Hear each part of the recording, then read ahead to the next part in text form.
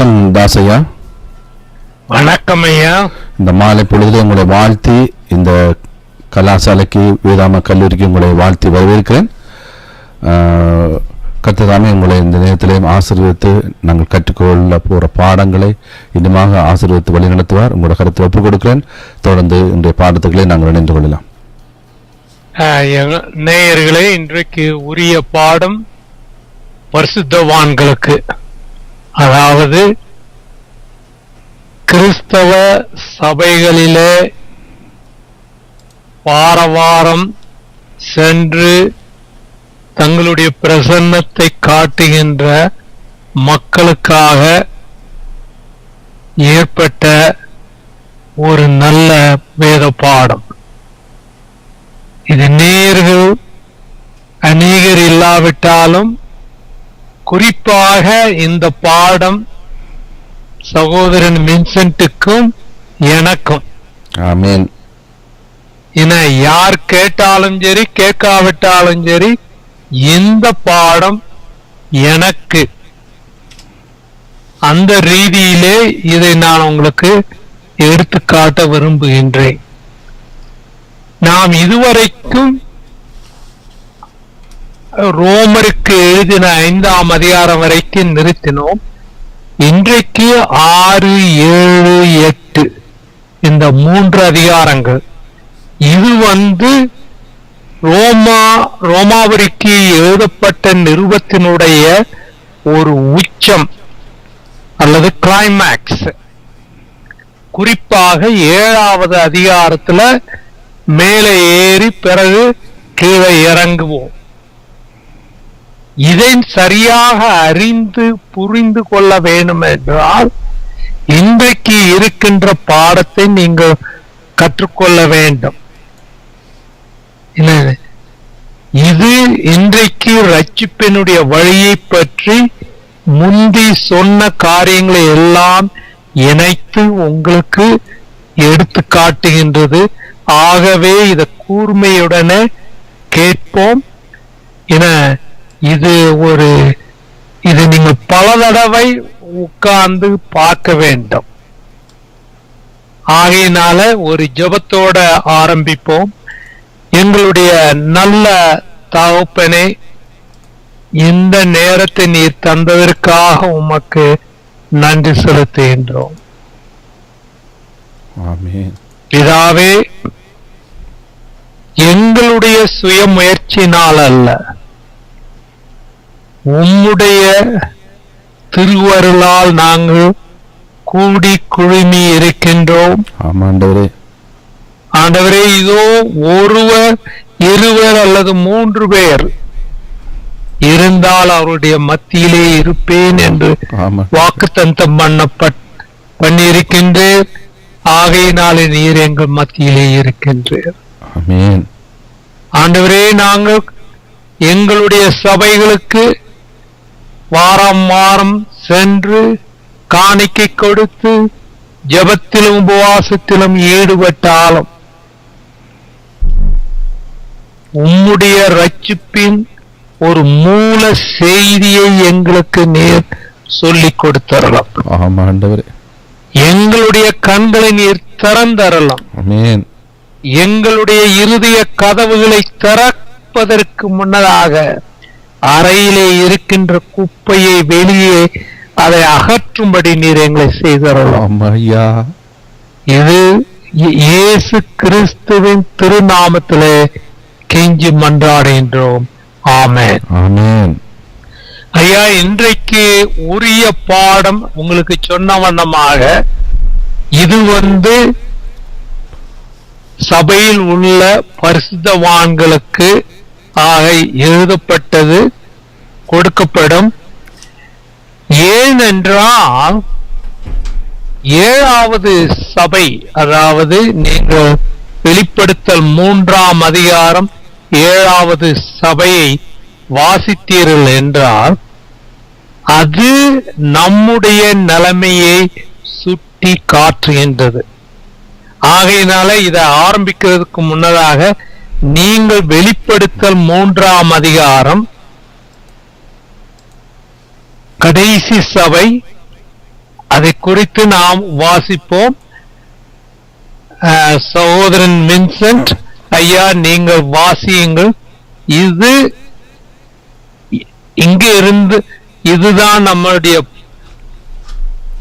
ஏன் இவ்வளவு ஏன் இது பரிசுத்தவான்களுக்காக சொல்லப்படுகின்றது என்பதை நீங்கள் அறிந்து விடுவீர்கள். 3ஆம் அதிகாரம், வெளிப்படுத்தல் 3ஆம் அதிகாரம் 14ஆம் வசனத்திலிருந்து 20ஆம் வசனம் வரைக்கும் நீங்கள் வாசியுங்கள். லவோதிக்கியா சபையின் தூதனுக்கு நீ எழுத வேண்டியது என்னவெனில், உண்மையும் சத்தியமுள்ள சாட்சியும் தேவனுடைய சிருஷ்டிக்கு ஆதியுமாயிருக்கிற ஆமேன் என்பவர் சொல்லுகிறதாவது, உன் கிரியைகளை அறிந்திருக்கிறேன். நீங்க அங்க ஸ்டாப் பண்ணுங்க. இவர் சொல்றாரு, ஆண்டவரு சத்தியமுள்ள சாட்சி.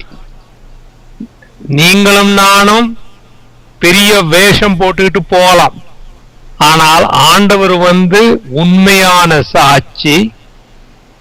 அவர் ஆமென் என்பவர். அதாவது இறுதியிலே சொல்றார், ஆரம்பிக்கும் பொழுதே அவர் சொல்றார், உன் காரியங்கள் எல்லாம் எனக்கு நல்லா தெரியும்பா.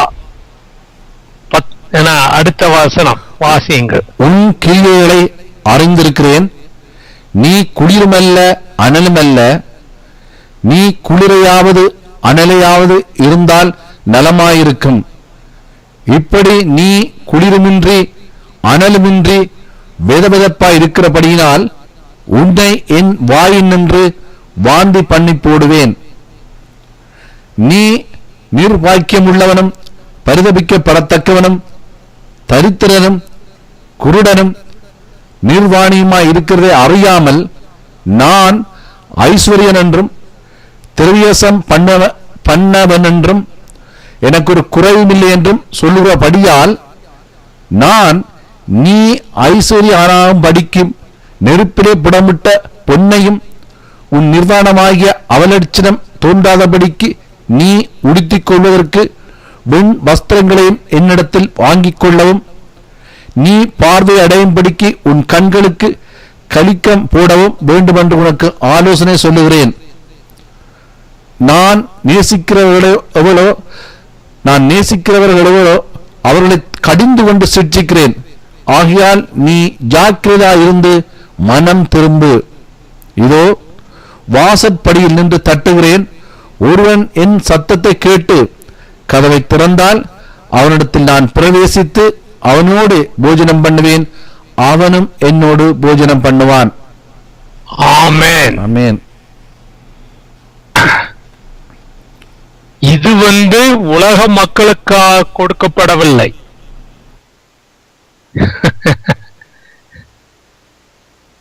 இது கடைசி நாட்களிலே இருக்கின்ற கிறிஸ்தவ சபைக்கு கொடுக்கப்படுகின்றது. அதுல ஒரு நல்ல வார்த்தையும் கிடையாது.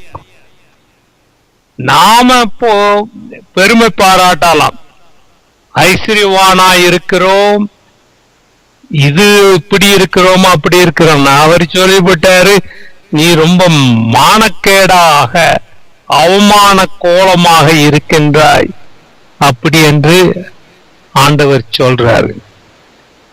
ஐயா, உலகத்திலே ஒவ்வொருவரும் வாழ்க்கையிலே தோன்றும் பொழுது, பிறக்கும் பொழுது ஒரே ஒரு நோக்கத்துக்கு தான், நாம் நீடித்த நாட்களாக வாழ வேண்டும். நான் யாரையும் கண்டதும் கிடையாது உண்மையிலேயே.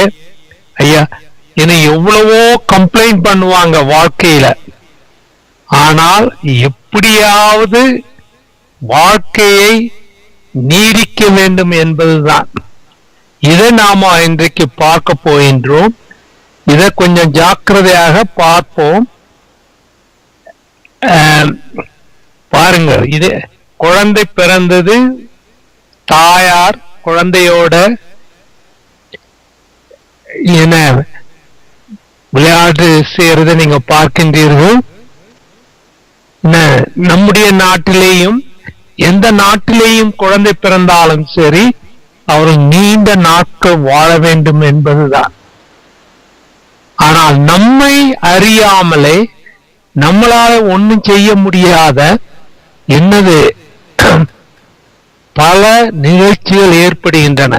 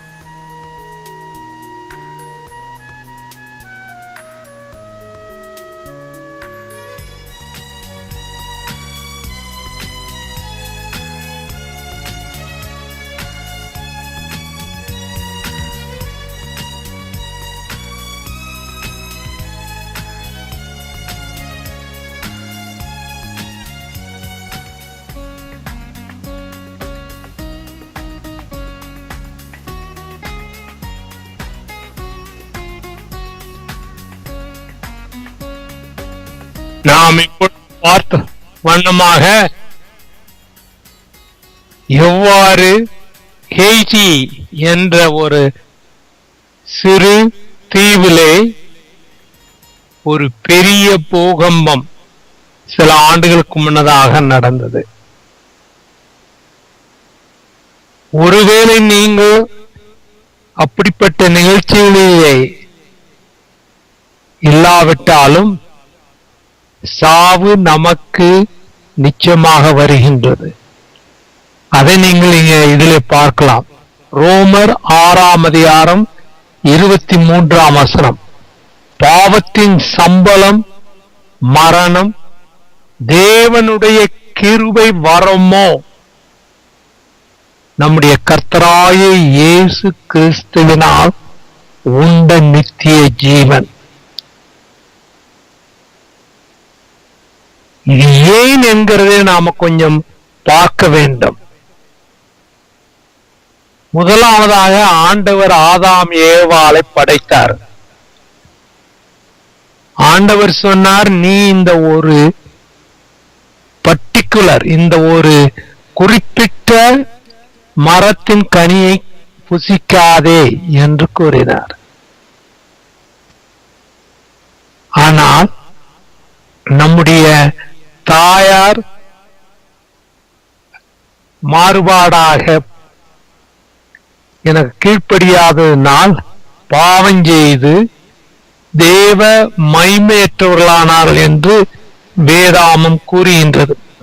இதை சென்ற வாரத்திலே படித்தோம். அதே மாதிரி ரோமர் 3:10 அந்தப்படியே நீதிமான் ஒருவனாயிலும் இல்லை, உணர்வுள்ளவனும் இல்லை, தேவனை தேடுகிறவனும் இல்லை.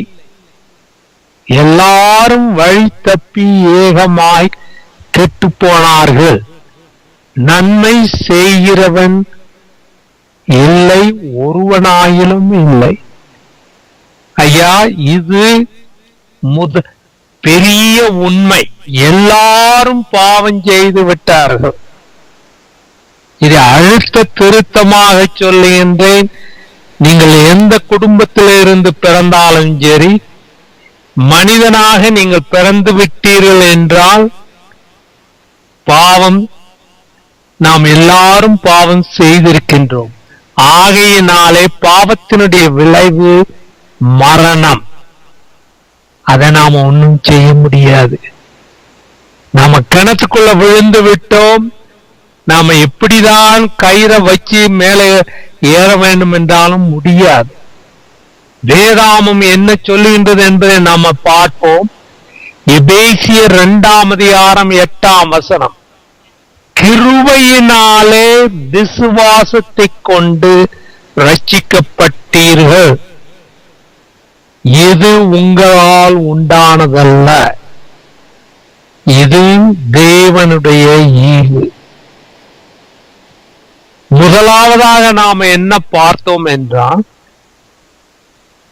எல்லாரும் பாவம் செய்தார்கள், முதல் உண்மை.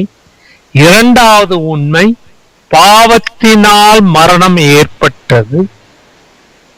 மூன்றாவது, நாம் மீட்கப்படுவது கிறிஸ்துவனுடைய கிருபையினால் தான். இதை நாம் ஒன்றும் செய்ய முடியாது. பாருங்கள், ஒருவரும் பெருமை பாராட்டாதபடிக்கு இது கிரியைகளினால் உண்டானதல்ல. இது எவ்வளவோ நாம என்ன செய்தாலும் சரி. இங்க ஒரு இன்ட்ரெஸ்டிங் இது இருக்கு ஐயா, நீங்க இதை கேளுங்க. ஒரு நாளைக்கு ஒரு மனிதன் 3 பாவங்கள் தான் செய்யறான்னு.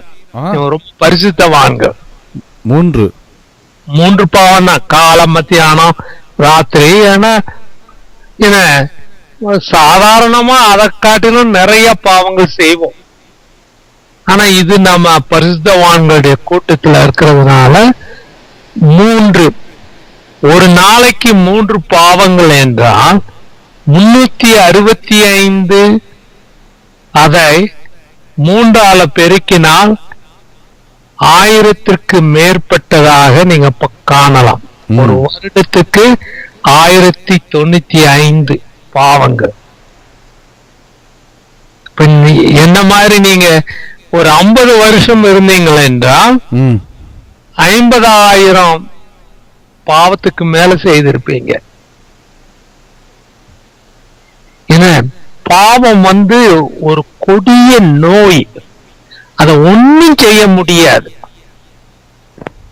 ஏன்னா இந்த பாவத்தை பற்றி நான் யோசிக்கும் பொழுது, இன்றைக்கு கூட குளிக்கும் பொழுதும் கூட முதல்ல எனக்கு ஒரு ஞாபகம் வந்தது யார் என்றால் தாவீது. தாவீது அரசனை மாதிரி அழகாக சிறந்த கவிதைகள் யாருமே எழுதவில்லை. கர்த்தர் என் மேய்ப்பராயிருக்கிறார், நான் தாட்சி அடையேன். எவ்வளவோ ஒரு அருமையான அழகான சங்கீதங்களை நாம படிக்கிறோம். எங்கேயோ ஏதோ ஒரு இடத்துல ஒரு அணு அளவு அவரிடத்துல பாவம் இருந்ததுனால நீங்களும் நானும் செய்யாத பெரிய பாவத்தை அந்த மனுஷன் செய்தார். சிந்தித்து பாருங்கள். பாவம் ஒரு பெரிய கொடிய வியாதி. ஐயா, உலகத்திலேயே ஒரு பெரிய ஞானி என்றால் சாலமன். அந்த மனிதனும் இறுதியிலே பாவம் செய்து கெட்டு பிறகு மனம் திரும்பினார். அதாவது there is no exception. அதுக்கு அது குஷ்டரோகத்தை காட்டிலும் எய்ட்ஸை காட்டிலும் ரொம்ப படுமோசமானது.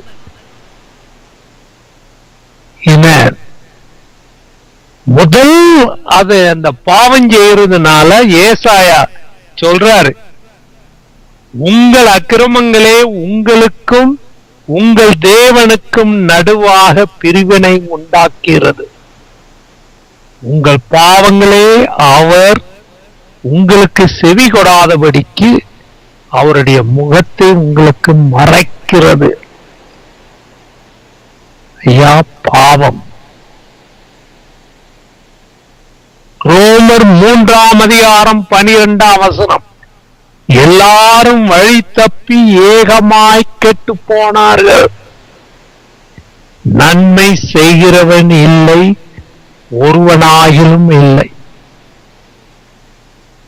இதை தவிர்க்கிறதுக்கு நீங்க என்னையா செய்ய முடியும்? ஒன்னும் செய்ய முடியாது. ஆமா ஆமா. நீங்க பாருங்க, நம்ம நாட்டுல நீங்க பார்த்திருப்பீங்க எப்படி. ஆமா ஐயா. எவ்வளவு இத பாருங்க, இந்த முள்ளு மேலேயே படுத்து ஆணி மேல படுத்து தூங்குறவங்களா இருக்கிறாங்க. நான் சின்ன பிள்ளையா இருக்கும் போது நெருப்புல நடப்பாங்க ஐயா. நெருப்புல நடந்திருக்கிறாங்க. என்னத்திற்கு? வேதிக், அதாவது இந்து மார்க்கத்தின் அடிப்படையாக இருக்கின்ற வேதங்களிலே சொல்லப்படுகின்றது, பாவாத்மா பாவ சம்பவா பாவ கர்மா, அதாவது பாவத்திலே பிறந்தோம் பாவத்திலே செய்கின்றோம் என்று சொல்லி ஒரு நாளைக்கு காலையில 4 மணிக்கு சூரியனை பார்த்து தண்ணீரை வார்த்தி சொல்லுவார்கள். மனிதனால் பாவத்திலிருந்து போக முடியாது. எவ்வளவு ஜெபம் பண்ணாலும் சரி, புத்தர்கள் ஜெபம் பண்ணுவாங்க. அல்லது இது மெக்காவிற்கு இப்படி பெரிய இடங்களுக்கு நீங்க பயணம் செல்லலாம். அவைகள் நம்முடைய பாவங்களை தீர்க்க முடியாது. ஐயா, ஆமா ஐயா, வேடுங்க. இந்த கிறிஸ்தவர்கள் இருக்காங்க பாருங்க, நாம வேதாமத்தை வாசிக்கலாம், வாரம் வாரந்தோறும் அங்க போய் இருக்கலாம், காணிக்கைகள் கொடுக்கலாம். ஆனால் நம்முடைய பாவங்களை அது நீக்க இயலாது. அல்லது சிலர் இது பண்றதுக்கு பதிலாக ஸ்போர்ட்ஸ் விளையாட்டு இதுல பாக்குறாங்க. முடியாது. ஒரே ஒரு வழிதான், கிருபையினாலே விசுவாசத்தை கொண்டு ரட்சிக்கப்பட்டீர்கள். இது உங்களால் உண்டானதல்ல, இது தேவனுடைய ஈவு. யாராவது நம்மளோட ஐயா நான் இந்த சர்ச்சுக்கு எவ்வளவோ செய்யறேன் என்றால் இந்த வசனத்தை எடுத்து காட்டுங்க. நம்முடைய கிரியைகளினால பரலோகத்துக்கு போக முடியாது. எனவே நம்முடைய இது பரலோகத்திலிருந்து வர வேண்டும். இது கொஞ்சம் இப்ப நீங்க ஒரு ஆளுக்கு வேலை செய்யறீங்க, நீங்க எத்தனையோ பேர் நாம் எல்லாரும் வேலை செய்கின்றோம். வருஷத்துக்கு கடைசியில கிறிஸ்துமஸ் டைம்ல இது கொடுப்பாங்க, போனஸ் கொடுப்பாங்க. சில நேரத்துல பல நேரத்துல போனஸ் உங்களுடைய வேலை திறமையை பொறுத்து இருக்கு. ஆனால் ஒரு கம்பெனி, ஒரு நிர்வாகம் உங்களை கூப்பிட்டு, ஐயா உங்களுக்கு 2 வாரம் சம்பளம் கொடுக்கிறோம், நீங்க இந்த உங்களுக்கு பரிசு, உங்களுடைய குடும்பத்துக்கு பரிசு. பரிசு என்றால் அதற்கு நீங்க வேலை செய்ய வேண்டியதில்லை. ஏன் அப்படி என்றால் ஒரு மனிதனும் ஆண்டவருடைய இதுக்கு வேலை செய்ய முடியாது. 50,000 பாவங்கள் செய்த பிறகு ஆண்டவரே மன்னிக்கணும் என்றால் அது மனிதனால முடியாது. ஆனால் ஆண்டவர் மனிதனை விட்டு வைக்கவில்லை தனியா. 1 யோவான் 4:8 தேவன் அன்பாகவே இருக்கிறார். பாருங்கள் ஐயா, நாம் அனைவரும் பெற்றோர்கள். நான் ஒரு தகப்பனார், நீங்களும் ஒரு தகப்பனார். எத்தனையோ மக்கள் தாய்மார்கள் கேட்டுக்கொண்டிருக்கின்றார்கள். ஒரு குழந்தைக்கு சுகமில்லை என்றால் ஒரு தாயோ தகப்பனோ அந்த குழந்தையோட வேதனைப்படுகிறார். ஏன்னா இது ரொம்ப அதே மாதிரி தேவன் அன்பாக இருக்கின்றார் என்றால் அவரும் நம்மோடு வேதனைப்படுகின்றார். அந்த வேதனையை நாம் காண வேண்டும் என்றால் கெத்செமனே தோட்டத்திற்கும் சிலுவையில தான் பார்க்க வேண்டும். ஏன்னா இந்த உலக அண்ட சராசரங்களை படைத்த ஆண்டவர் நம்முடைய பாவத்திலே விழுந்து மறிக்க வேண்டும் என்று அவருக்கு சித்தம் கிடையாது. அது மாத்திரமல்ல, வேதாமம் கூறுகின்றது 2 பேதுரு 3:9 தாமதிக்கிறார் என்று சிலர் எண்ணுகிறபடி கர்த்தர் தமது வாக்குத்தத்தத்தை குறித்து தாமதமாயிராமல் ஒருவரும் கெட்டு போகாமல் எல்லாரும் மனம் திரும்ப வேண்டும் என்று விரும்பி நம்மை நீடிய பொறுமையுள்ளவராயிருக்கிறார். இயேசு கிறிஸ்து இன்றைக்கு வராததற்கு காரணம் என்னதென்றால் நாம் எல்லாரும் ரட்சிக்கப்பட வேண்டும். நீங்க நினைக்கலாம் உலகத்தில் இருக்கிற மக்கள் ரட்சிக்கப்படணும். இல்ல, யாரு? அதாவது நம்முடைய சபைகளிலே இருக்கின்ற பரிசுத்தவான்கள். நாம் கிறிஸ்துவின் காலத்தில் இருக்கிற பரிசேயரும் மாதிரி இருக்கிறோம். ஆகையினால நமக்காக மனம் திரும்புவதற்காக ஆண்டவர் காத்து கொண்டிருக்கின்றார். என நாம் அனைவரும் ஆண்டவருடைய கட்டளைகளை மிதித்து நொறுக்கி விட்டோம். ஏன்னா இன்றைக்கு உலகத்துல எவ்வளவோ கொடுமைகள், சட்டங்களை மீறி ஜெயில் எல்லாம் நிரப்பப்பட்டு இருக்கின்றன. ஏன்னா நாம் இனி வரப்போகின்ற ஒரு காலத்துல இயேசு கிறிஸ்து நம்முடைய நியாயாதிபதியாகவும் இருப்பார். இப்பொழுது அவர் நம்முடைய அட்வொகேட். ஐயா, பழைய ஏற்பாட்டில பிதாவானவர் தன்னுடைய திட்டத்தை வெளிப்படுத்தியிருக்கின்றார். அப்பொழுது யாத்திரையாகமம் 26 கர்த்தர் இரக்கமும் கிருபையும் நீடிய சாந்தமும் மகாதயையும் சத்தியமும் உள்ள தேவன். எத்தனை வார்த்தைகள் பாருங்க. இரக்கமும் கிருபையும் நீடிய சாந்தமும் மகாதயையும் அவருடைய அன்பை குறித்து சொல்லியிருந்தது. அது மாத்திரமல்ல, 1000 தலைமுறைகளுக்கு இரக்கத்தை காக்கிறவர், அக்கிரமத்தையும் மீறுதலையும் பாவத்தையும் மன்னிக்கிறவர்.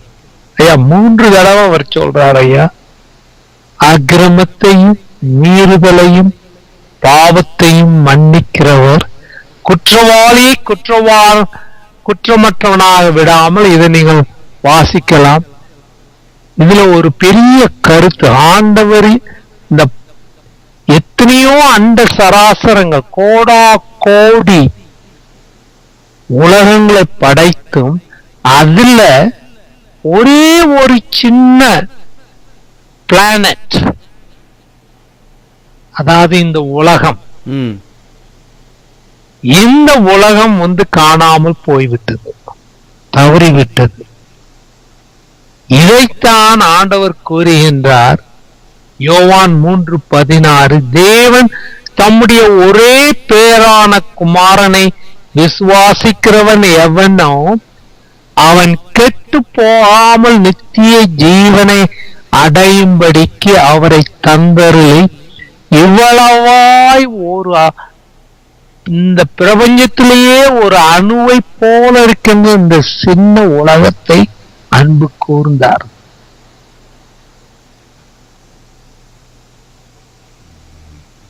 இதை நாம கொஞ்சம் அலசி பார்க்க போகின்றோம். நீங்க வாசித்தீர்கள் என்றால் ஆண்டவர் ஆதியாகமம் 3:15 அவர் சொல்றார், உனக்கும், அதாவது சாத்தானுக்கும், ஸ்திரீக்கும், அதாவது ஏவாளுக்கும் அல்லது சபைக்கும், உன் வித்துக்கும் அவள் வித்துக்கும் பகை உண்டாக்குவேன், பிரிவினை செய்வேன். அவர், அதாவது இயேசு கிறிஸ்து, உன் தலையை நசுக்குவார், நீ அவர் குதிங்காலை நசுக்குவாய் என்றார். இது முதல்ல கொடுக்கப்பட்ட ஒரு பெரிய வாக்குத்தத்தம், கிருபையின் வாக்குத்தத்தம். அந்த கிருபையின் வாக்குத்தத்தத்தில் தான் இயேசு கிறிஸ்து நமக்கு ஒரு ஈவாக பிறந்தார். அவருடைய வாழ்க்கையே ஒரு பெரிய ஈவுதான். இந்த இயேசு கிறிஸ்துவின் வாழ்க்கையை அவர் வருவார், சாவார் என்பதை ஆபிரகாமுக்கு உணர்த்தினார். ஆபிரகாமுக்கு ஒரு டிராமா பிளே பண்ணி காமிச்சார்.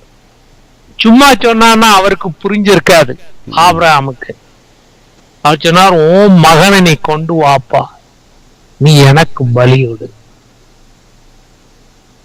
ஆண்டவர் எவ்வளவு துக்கப்பட்டார், துயரப்பட்டார். அவருடைய எமோஷன்ஸ்ல யாரு போனார்? ஆபிரகாம். அதனாலதான் வேதாமத்துல ஆபிரகாமை பற்றி பேசும் பொழுது என்ன சொல்லப்படுகின்றது? தேவனுடைய சிநேகிதன், ஃப்ரெண்ட் ஆஃப் காட். சிநேகிதன் ஒருவன் தான் உங்களுடைய துக்கத்திலும் துயரத்திலையும் போக முடியும், உணர முடியும். அவர் 3 நாள் அழுதாரையா போறதுக்கு. மனைவிட்டு சொல்லல, யார்கிட்டையும் சொல்லல, பையன்கிட்ட சொல்லல. இதை நீங்க வாசிக்கலாம். அது எதை குறிப்பிடுகின்றது? இயேசு கிறிஸ்துவனுடைய பிறப்பு. அதுக்கப்புறம் வனாந்திரத்துல காலையிலையும் மாலையிலையும் பலியிட்டார். பலிக்கு என்ன? ஆண்டவருக்கு என்ன இவங்க இது ரோஸ் பண்ணியா கொடுக்கறாங்க? ஆமையா கேக்குறாரு அவரு. எனக்கு பசியா இருந்தா உங்ககிட்டயா கேட்கணும்? இல்ல,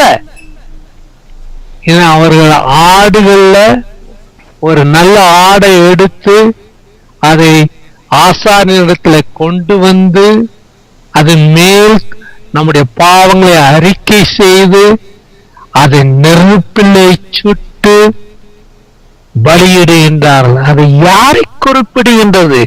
தேவனுடைய கிருபை. ஒவ்வொரு நாளும் யூதர்கள் பலி செய்யும் பொழுது அவர்கள் தேவனால் மன்னிக்கப்படுகின்றார்கள். விசுவாசத்தினால் நீதிமான் பிழைப்பான் என்று சொல்லப்படுகின்றது. இயேசு கிறிஸ்து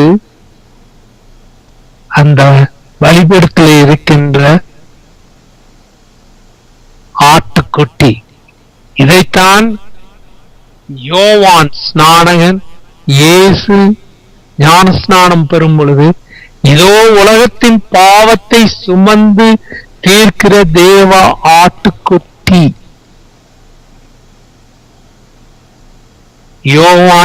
யோவானுடைய தாயாரை சிலுவை அண்டையிலே செய்தார்.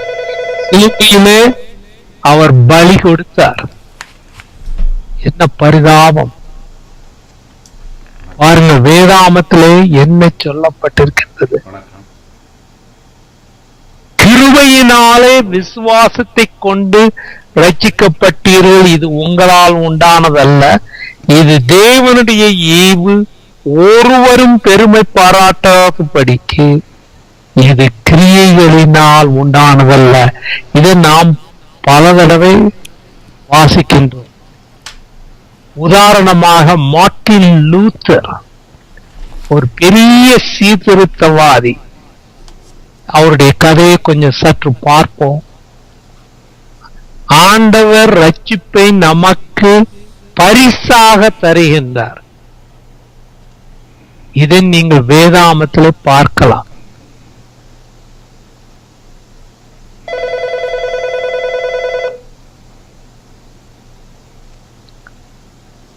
இயேசு கிறிஸ்துவினுடைய இதை நீங்கள் பார்க்கலாம். இப்பொழுது கேள்வி, இதை குறித்து நாம படிப்போம். ஐயா, 3 பாயிண்ட்ஸ் நாம சொன்னோம். நம்பர் 1, இதை நாம மறுபடியும் நான் சொல்ல வேண்டியது இருக்கின்றது. நம்பர் 1, தேவனுடைய கிருபையின் ஈவுதான் ரட்சிப்பு. நம்பர் 1. நம்பர் 2, நாம் எல்லாரும் பாவிகள். 3வது, பாவத்தின் விளைவினாலே மரணம். இப்பொழுது ஆண்டவர் இந்த 3 சத்தியங்களை கேட்டும் நாம என்னையா செய்யறது?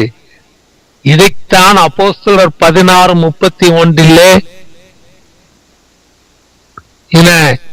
ஜெயில் வார்டன் கேட்கிறான், நாங்க என்னையா செய்யணும் அப்படின்னு. அதற்கு பவுலும் சீலாவும் கூறுகின்றார்கள், கர்த்தராகிய இயேசு கிறிஸ்துவை விசுவாசி, அப்பொழுது நீயும் உன் வீட்டாரும் ரட்சிக்கப்படுவார்கள். இதை நாம கொஞ்சம் ஜெபத்தோட பார்ப்போம். நாம் என்ன செய்ய வேண்டும் என்றால், இதை நான் மறுபடியும் உங்களுக்கு கொண்டு வருகின்றேன். உங்கள் பாவங்கள் நிவர்த்தி செய்யப்படும் பொருட்டு நீங்கள் மனம் திரும்பி குணப்படுங்கள். இது மிகவும் இம்பார்ட்டன்ட். இது யோவான் 1:9. நம்முடைய பாவங்களை நாம் அறிக்கையிட்டால், நம்பர் 1, பாவங்களை நமக்கு மன்னித்து, அதோடு நிற்க கூடாது, எல்லா அநியாயத்தையும் நீக்கி நம்மை சுத்திகரிப்பதற்கு அவர் உண்மையும் நீதியும் உள்ளவராயிருக்கிறார். இத கொஞ்சம் 4 படிகளாக எடுத்து காண்பிப்போம். ரட்சிப்புக்குரிய 4 படிகள். நம்பர் 1,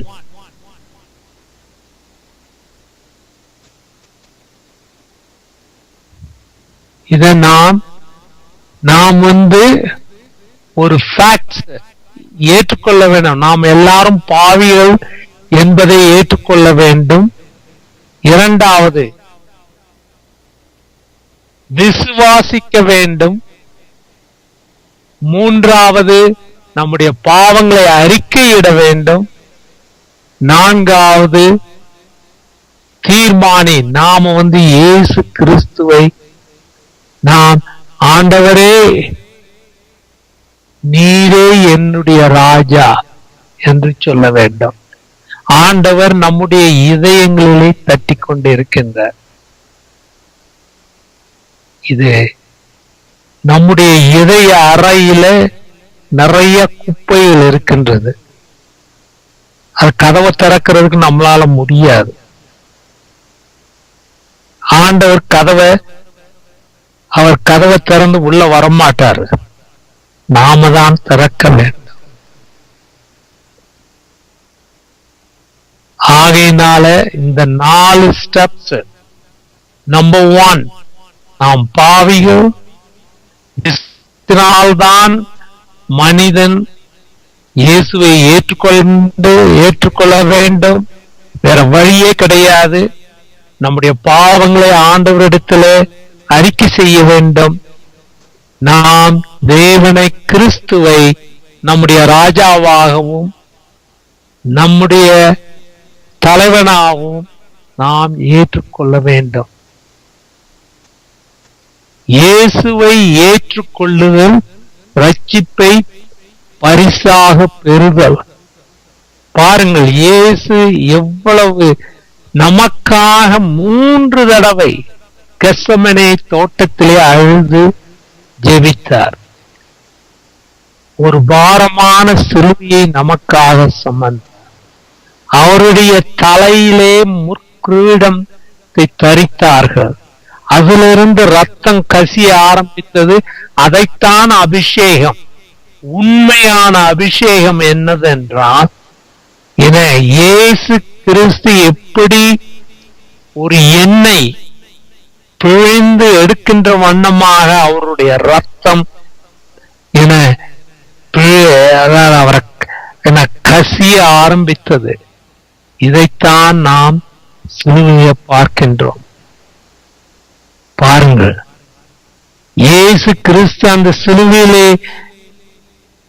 துன்பப்படும் பொழுது ஒரு திருடன் அவரை பார்த்து, ஆண்டவரே, நீர் உம்முடைய பரலோக ராஜ்யத்தில் வரும்பொழுது என்னை நினைத்தரலாம்.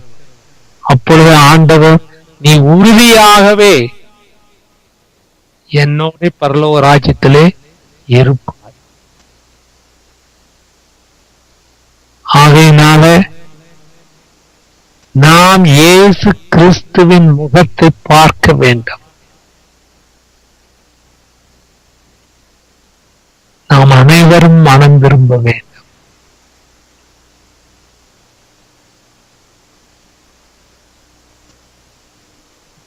ஒரு தடவை மார்ட்டின் லூத்தர் சிறு பையனாக அல்லது ஒரு வாழ்வனாக இருக்கும் பொழுது நடந்து கொண்டிருந்தார்.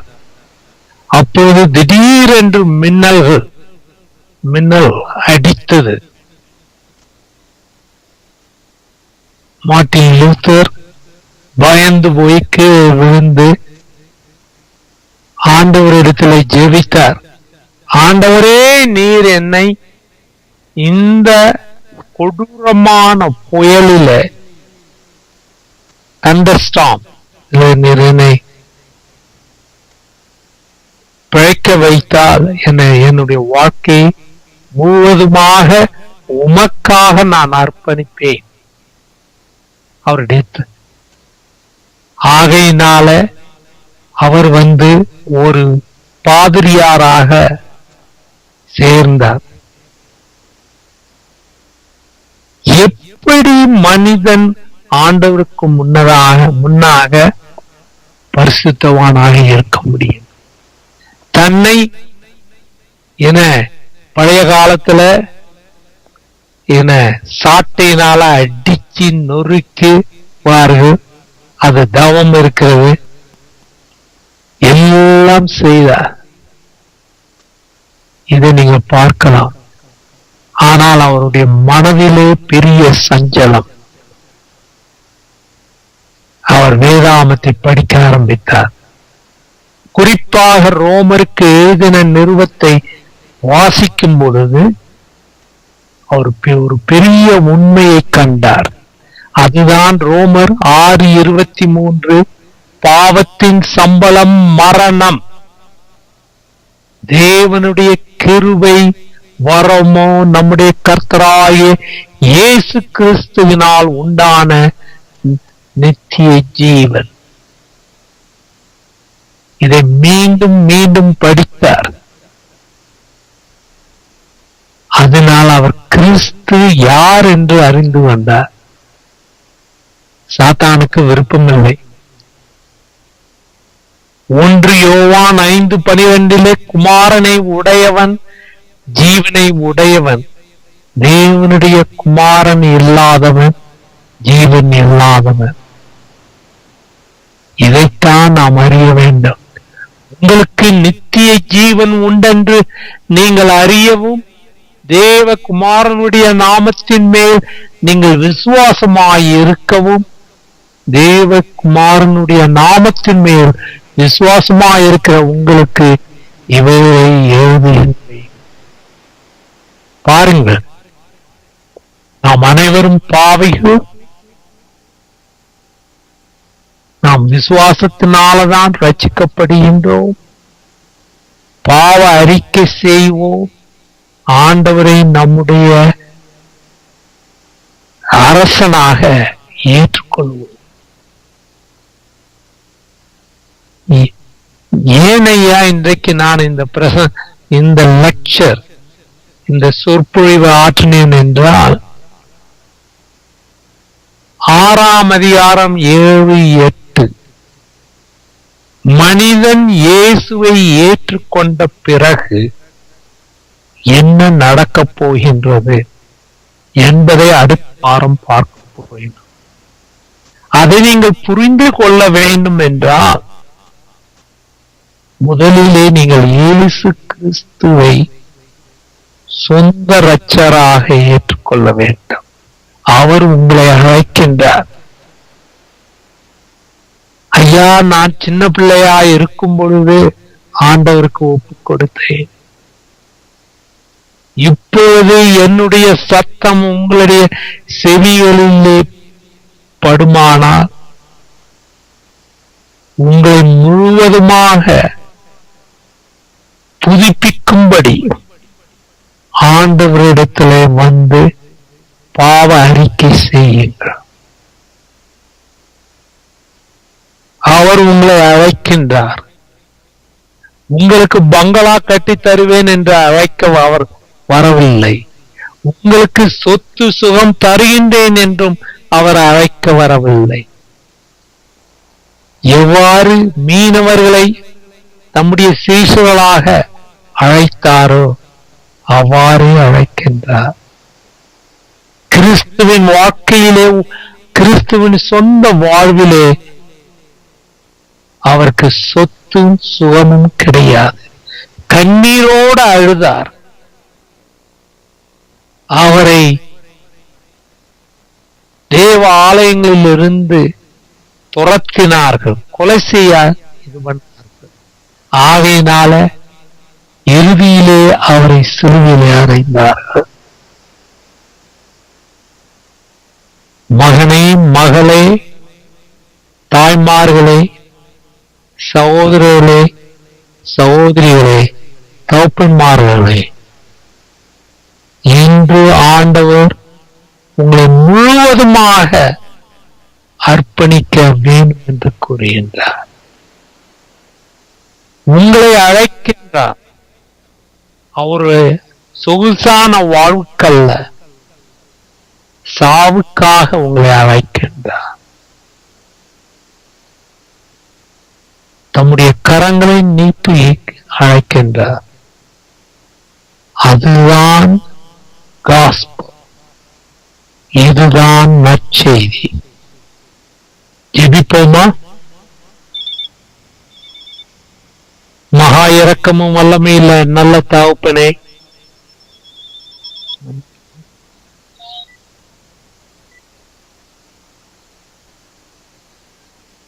எங்கள் மகா இரக்கமும் வல்லமையுள்ள பிதாவே, எங்களை முழுவதுமாக அர்ப்பணிக்கின்றோம். ஆமாண்டவரே, எந்தவித தயக்கமும் இல்லாமல் உமக்கென்று எங்களை அர்ப்பணிக்கின்றோம்.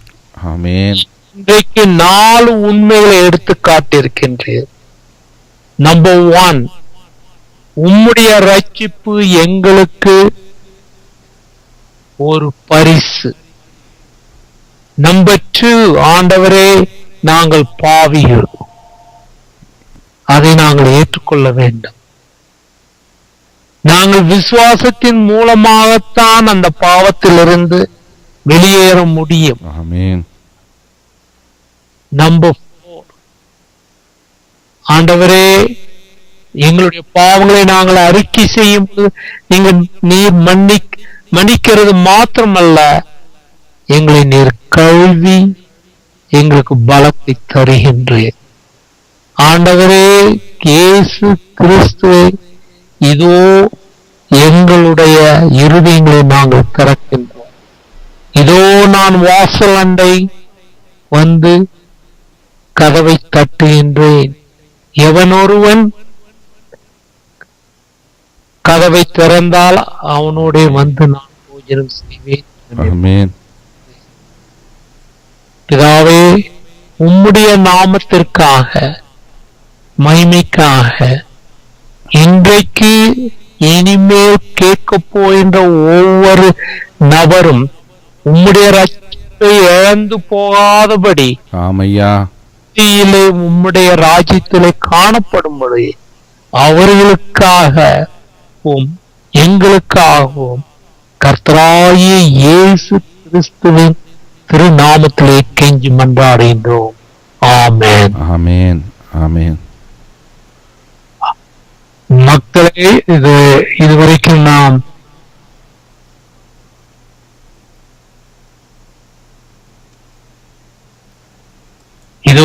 நாம் இந்த புரோகிராம பார்த்தோம். ரட்சிப்பின் பாதை.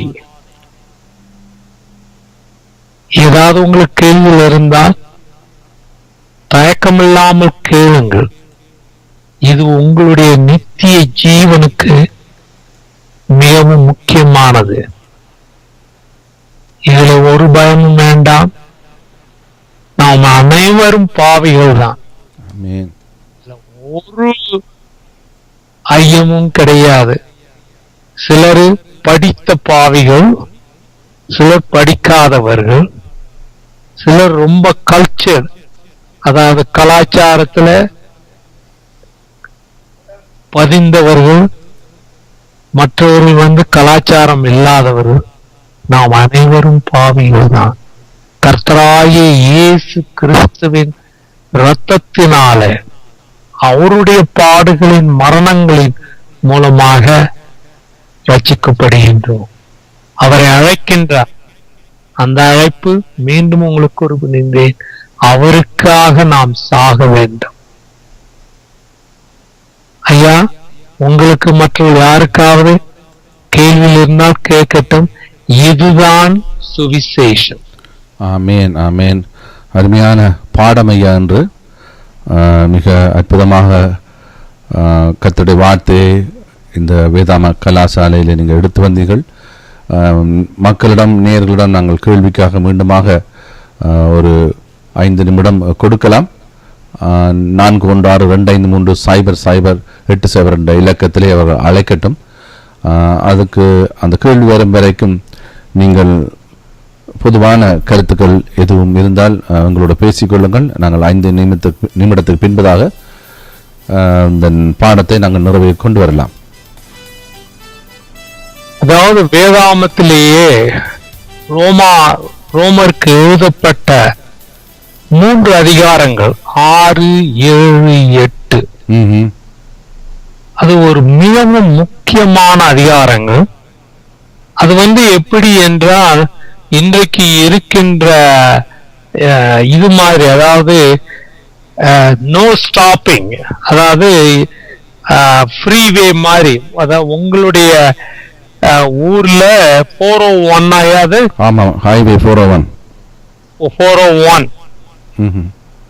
அதுல ஏறிட்டீங்கன்னா நீங்க நிறுத்தக்கூடாது.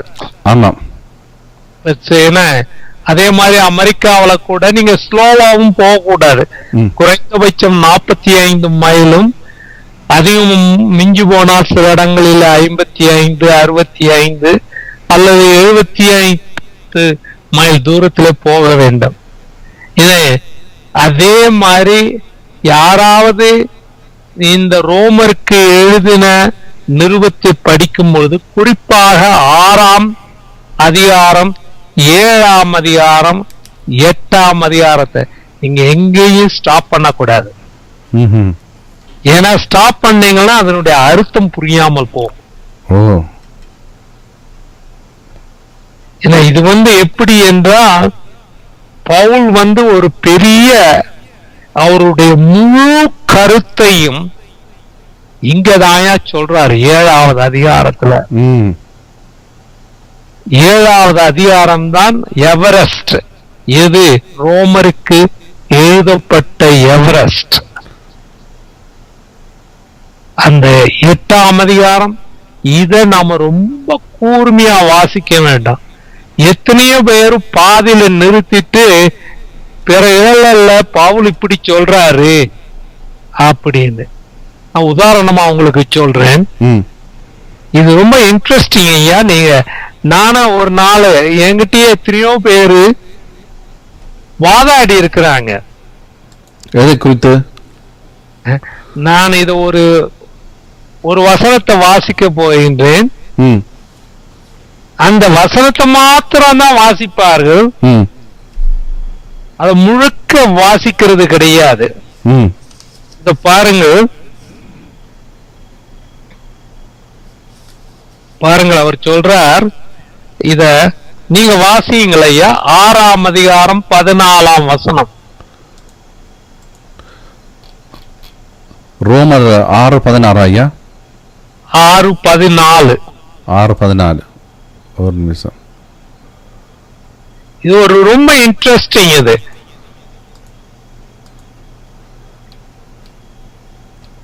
நீங்கள் நியாய பிரமாணத்திற்கு கீழ்ப்பட்டிராமல் கிருபைக்கு கீழ்ப்பட்டிருக்கிறபடியால் பாவம் உங்களை மேற்கொள்ள மாட்டாது. நீங்க ஸ்டாப் பண்ணுங்க. நீங்க என்ன நினைக்கிறீங்க அவரு என்ன சொல்றாருன்னு?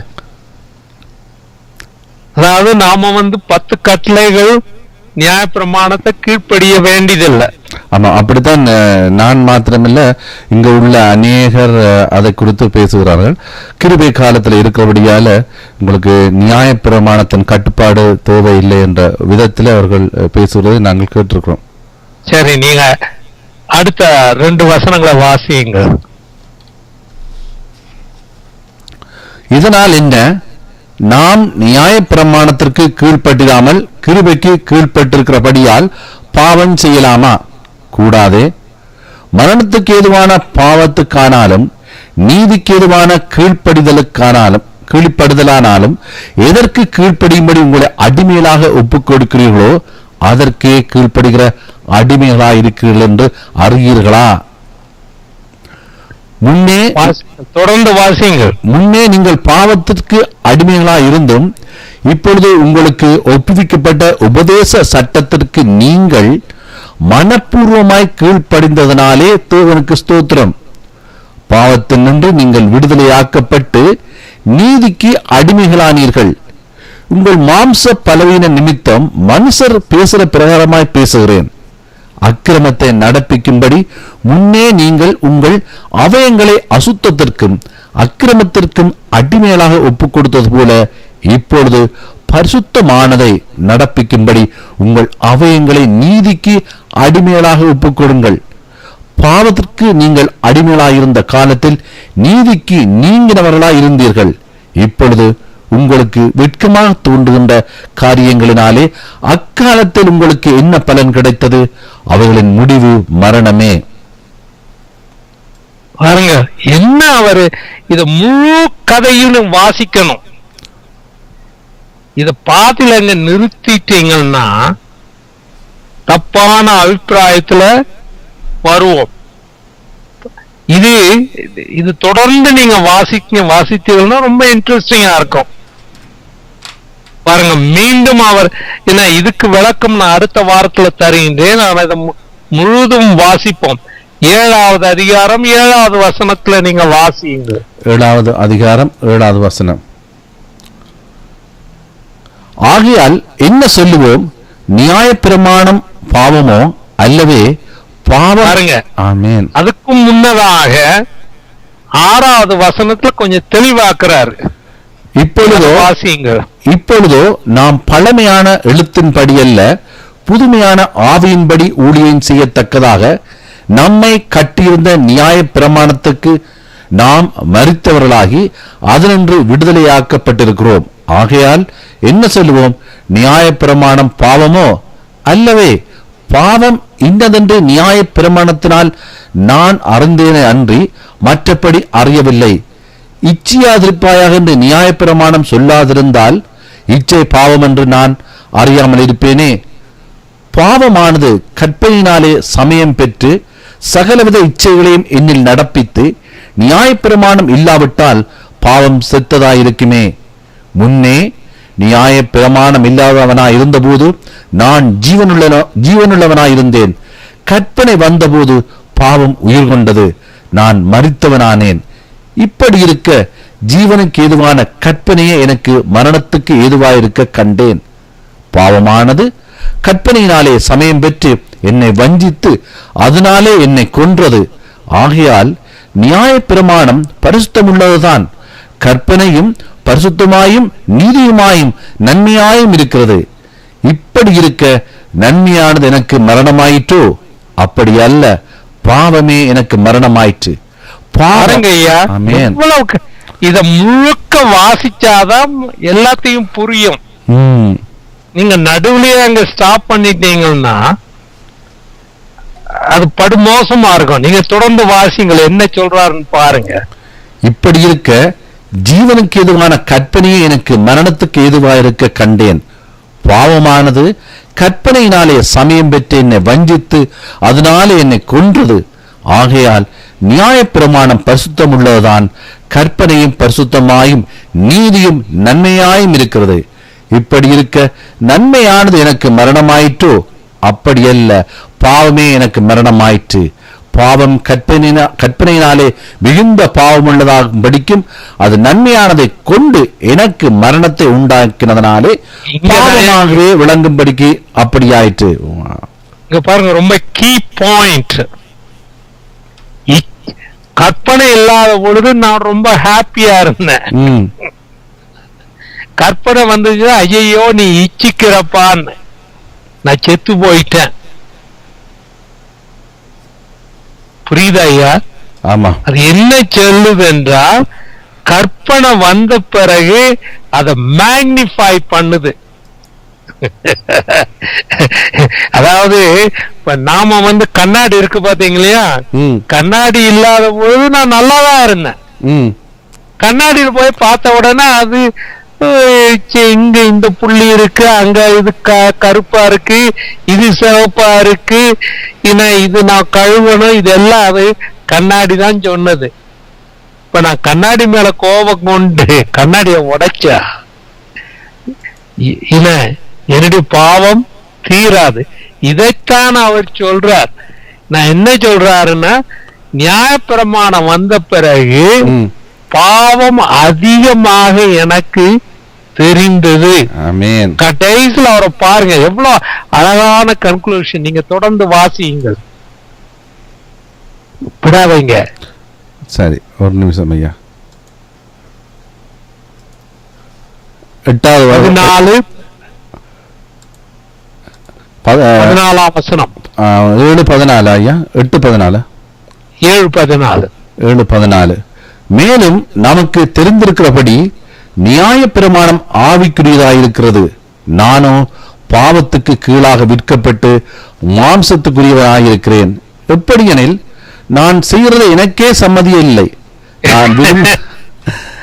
நான் விரும்புவதை செய்யாமல் நான் வெறுக்கிறதையே செய்கிறேன். இப்படி நான் விரும்பாததை செய்கிறவராய் இருக்க நியாயப்பிரமாணம் நல்லதென்று ஒத்துக்கொள்கிறேன். ஆனால் நான் விரும்புகிற நன்மை, ஆனால் நான் அல்ல, எனக்குள் வாசமாயிருக்கிற பாவமே அப்படி செய்கிறது. அது எப்படி எனில், என்னிடத்தில், அதாவது என் மாம்சத்தில் நன்மை வாசமாயிருக்கிறதில்லை என்று நான் அறிந்திருக்கிறேன். நன்மை செய்ய வேண்டுமென்ற விருப்பம் என்னிடத்தில் இருக்கிறது, நன்மை செய்வதோ என்னிடத்தில் இல்லை. அதனால் நான் விரும்புகிற நன்மை செய்யாமல் விரும்பாத தீமையே செய்கிறேன். அந்தப்படி நான் விரும்பாதை நான் செய்தால் நான் அல்ல, எனக்குள்ளே வாசமாயிருக்கிற பாவமே அப்படி செய்கிறது. ஆனபடியால் நன்மை செய்ய விரும்புகிற என்னிடத்தில் தீமை உண்டென்கிற ஒரு பிரமாணத்தை காண்கிறேன். உள்ளான மனுஷனுக்கு ஏற்றபடி தேவனுடைய நியாய பிரமாணத்தின் மேல் பிரியமாயிருக்கிறேன். ஆகிலும் என் மனதின் பிரமாணத்துக்கு விரோதமாய் போராடுகிற வேறொரு பிரமாணத்தை என் அவயங்களில் இருக்க காண்கிறேன். அது என் அவயங்களில் உண்டாயிருக்கிற பாவ பிரமாணத்துக்கு என்னை சிறையாக்கிக் கொள்கிறது. நிர்பந்தமான மனுஷன் நான். இந்த மரண சரீரத்தில் நின்று யார் என்னை விடுதலையாக்குவார்? நம்முடைய கர்த்தராகிய இயேசு கிறிஸ்து மூலமாய் தேவனை ஸ்தோத்தரிக்கிறேன். அதனால் நானே என் மனதினாலே தேவனுடைய நியாய பிரமாணத்துக்கும் மாம்சத்தினாலேயோ பாவ பிரமாணத்துக்கும் ஊழியம் செய்கிறேன். பாருங்க எவ்வளவு தெளிவா சொல்றாரு. தொடர்ந்து வாசியுங்கள். 8ஆம் அதிகாரம். ஆனபடியால் கிறிஸ்து இயேசுக்குள்ளாப்பட்டவர்களாய் இருந்து மாம்சத்தின்படி நடவாமல் ஆவியின்படியே நடக்கிறவர்களுக்கு ஆக்கின தீர்ப்பில்லை. கிறிஸ்து இயேசுவினாலே ஜீவனுடைய ஆவியின் பிரமாணம் என்னை பாவம் மரணம் என்பவர்களின் பிரமாணத்தில் நின்று விடுதலையாக்கிட்டே. அது எப்படியெனில், மாம்சத்தினாலே பலவீனமாயிருந்த நியாய பிரமாணம் செய்யக்கூடாததை தேவனே செய்யும்படிக்கு தம்முடைய குமாரனை பாவ வம்சத்தின் சாயலாகவும் பாவத்தை போக்கும் பலியாகவும் அனுப்பி மாம்சத்திலே பாவத்தை ஆக்கினைக்குள்ளாக தீர்த்தார். மாம்சத்தின்படி நடவாமல் ஆவியின்படி நடக்கிற நம்மிடத்தில் நியாய பிரமாணத்தின் நீதி நிறைவேறும்படிக்கே அப்படி செய்தார். என்ன சொல்றாருன்னா, இங்க நான் கண்ணாடியை பார்த்து நீங்க கண்ணாடியை வச்சு எப்பயாவது நீங்க ஷேவ் பண்ணிருக்கிறீங்களா? ஆமா ஐயா, கண்ணாடியை வச்சுதான். கண்ணாடியை பார்த்துதான் நீங்க ஷேவிங் பண்ணிருக்கிறீங்க. ஆமா. ஆனா ஷேவிங் பண்றதுக்கு ரேசர் வேணும். கண்ணாடியும் தேவை, ரேசர் பிளேடும் தேவை. நீங்க என்ன பண்றீங்க? ரேசரை வச்சு முகத்தை ஷேவ் பண்ணிட்டு கண்ணாடியில பாக்குறீங்க. கண்ணாடி என்ன சொல்லுது? ஏய், இங்க நீ விட்டுப்புட்ட. அப்ப நீங்க அத ஷேவ் பண்றீங்க. அதே மாதிரிதான் நியாய பிரமாணம். இதை சரியா அண்டர்ஸ்டாண்ட் பண்ணவர் யார் என்றால் ஜான் வெஸ்லி. ஜான் வெஸ்லி இந்த 2 சாப்டர், இந்த 3 சாப்டர் வச்சு அவர் சொல்றாரு, சிலுவையும் நியாய பிரமாணமும். நியாய பிரமாணம் என்ன சொல்லுகிறான்? ஐயோ, நீ ரொம்ப பாவியா இருக்கிற, பாவம் செஞ்சு ரொம்ப அழுக்கா இருக்க, நீ போய் குளிக்கணும்னு. குளிக்கிறதுக்கு எங்க போறீங்க? சிலுவைக்கு போய் அங்க பாவ அறிக்கை செய்து, ஆண்டவரே எனக்கு பலனை தாருன்னு. சிலுவையில அவங்க அந்த குளிச்ச உடனே ஆண்டவர் நீ போய் எதை போய் பாரு, கண்ணாடி போய் பாரு, நீ எப்படி இருக்கிறேன்னு. அப்ப கண்ணாடி மறுபடியும் சொல்லி, நீ கொஞ்சம் விட்டுட்டப்பா, நீ போய் போன்னு. ரட்சணிய பாதை சிலுவைக்கும் நியாய பிரமாணத்துக்கும் 2 போய்கிட்டே இருக்குது. பாருங்க, சோப்பும் வேணும், கண்ணாடியும் வேண்டும். கண்ணாடி முகத்தை கழுவாது, சிலுவைதான் நம்மளை கழுவும்.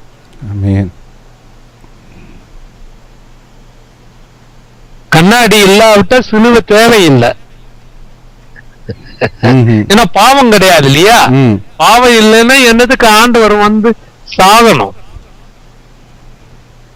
இயேசு கிறிஸ்து சிலுவையிலே அறையப்பட்டதுக்கு காரணம் என்னதென்றால், ஆண்டவர் நியாய பிரமாணத்தை மாற்ற முடியாது, மாற்ற முடியல. மாற்றி இருந்தானா அவர் அங்க சாகாமல் இருக்கலாமே. இப்ப நம்ம நாடுகள்ல என்னன்னா, எல்லாரும் இத மீறி போறாங்க. சரி, அந்த சட்டத்தை நாம என்ன பண்ணுவோம்? அத கேன்சல் பண்ணி விட்டுருவோம். ஆனா ஆண்டவருடைய சட்டங்களை அவர் கேன்சல் பண்ண முடியல. யோசிச்சு பாருங்களேன். கொலை செய்யாதிருப்பாயாக, அப்படின்னு சொல்லிட்டு அவர் எடுத்து விட்டா எல்லாரும் கொலை செய்துட்டு இருப்பாங்க. நீங்களும் இருக்க மாட்டோம், நானும் இருக்க மாட்டோம். திருடாத அந்த கற்பனையை எடுத்துருவோம். அப்படின்னா நீங்க நம்ம வீட்டுல யாரும் வந்து திருடிட்டு போவாங்க. இந்த 10 கட்டளைகளும் ஆண்டவருடைய சுபாவத்தை எடுத்து காட்டுகின்றது. அதனால அதை அழிக்க முடியாது. ஆண்டவர் சொல்ற ஒரே தேவன் உண்டுன்னு, அதை அழிக்க முடியுமாயா? ஒரே கடவுள் தான் இருக்கிறான்னு அவரே சொல்றாரு. இல்ல அந்த அது 10 கட்டளையில இருக்கு, அதை எடுத்துருவோம். அது வந்து நான்சென்ஸ். அதனாலதான் இதுல அவர் என்ன சொல்றாருன்னா, நியாயப்பிரமாணம் பரிசுத்தம் உள்ளதான். என்னன்னா நியாயப்பிரமாணம் வந்த பிறகு என்னுடைய பாவம் வந்து பெருசா போச்சு. அது ஒரு மேக்னிஃபையிங் கிளாஸ், பூத கண்ணாடி மாதிரி ஆகி போயிட்டு.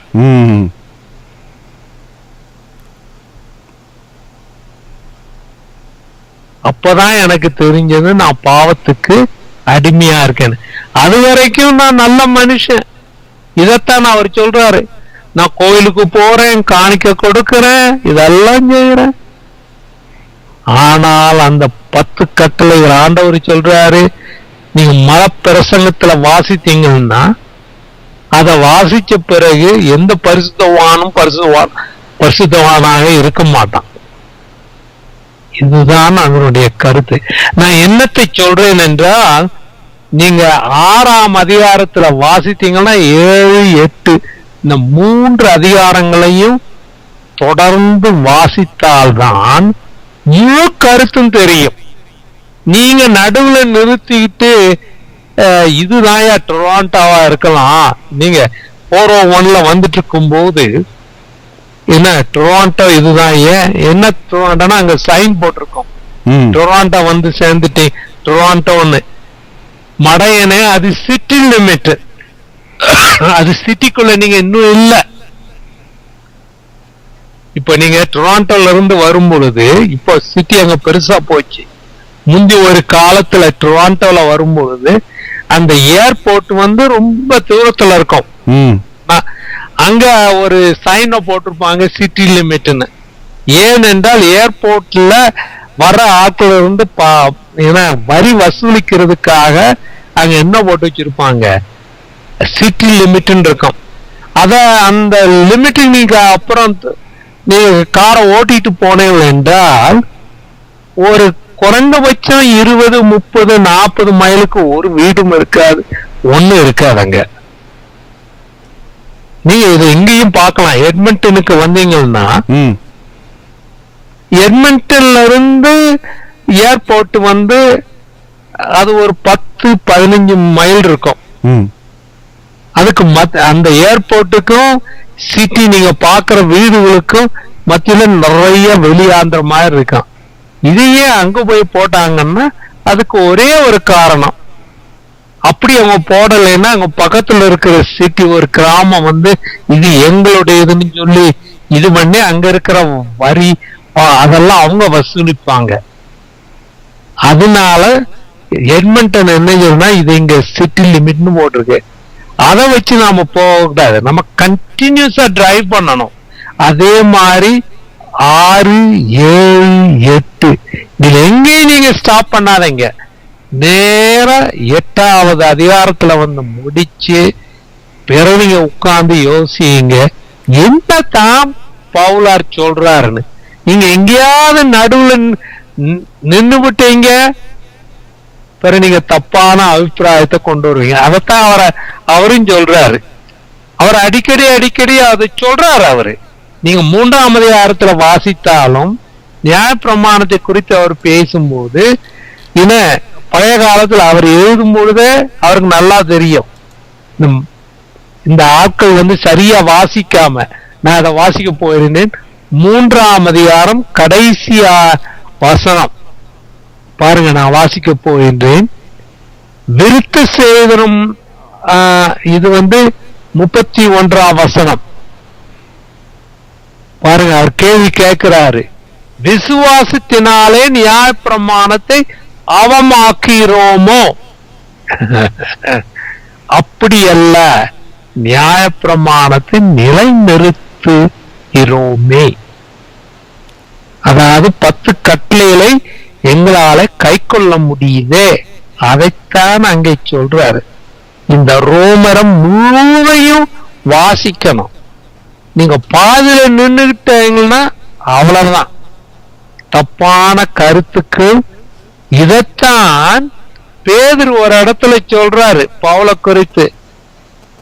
முழுக்க வாசிக்க தெரியாதவங்க என்ன பண்றாங்க, பவுல் நம்முடைய சகோதரன் பவுல் எழுதுற இத வாசிச்சு விட்டு அதை திருப்புறாங்க அப்படின்னு சொல்லிட்டு யாரு பேதுருவே எழுதி வச்சிருக்கிறார்.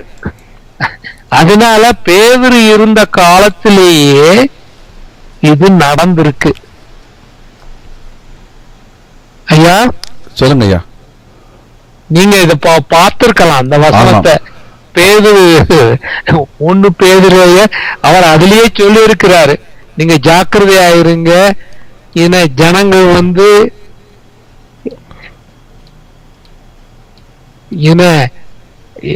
சொல்றது அவங்க முழுக்க இது பண்ணாதபடி தங்களுக்கு தெரிஞ்சது அவங்க என்ன பண்றாங்க, திருப்பி எழுதிருக்கிறாங்க.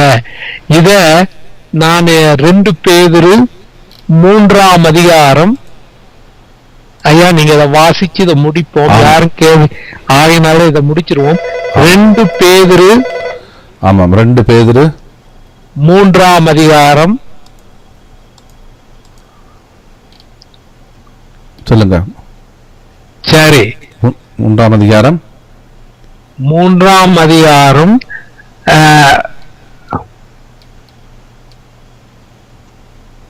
கடைசியில என்னுடைய கண்ணில் நான் பார்க்கின்றேன் 15ஆம் வசனத்திலிருந்து வாசிங்க.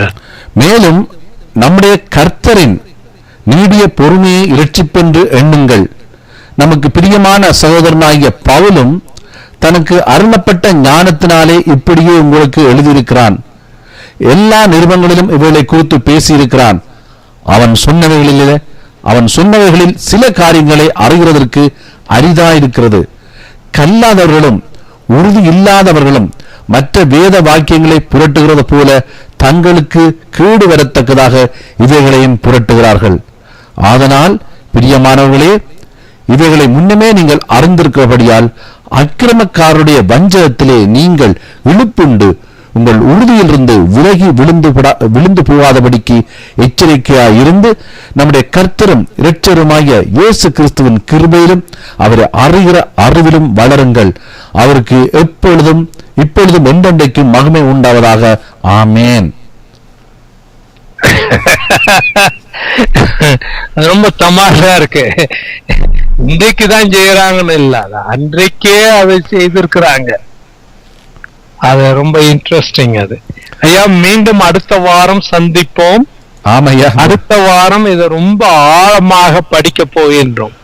6, 7, 8 பவுல் என்ன சொல்றாருன்னு பார்ப்போம். அடுத்த வாரம் நாங்கள் பார்ப்போம். நிச்சயமாக அடுத்த வாரத்துக்குள்ள இதை பற்றிய கேள்வி வரும் என்று நான் எதிர்பார்க்கிறேன். ஏனென்றால் அநேக மக்கள் இதை குறித்து மிக மிக இடலோர் அடைந்துதான் இருக்கிறார்கள்.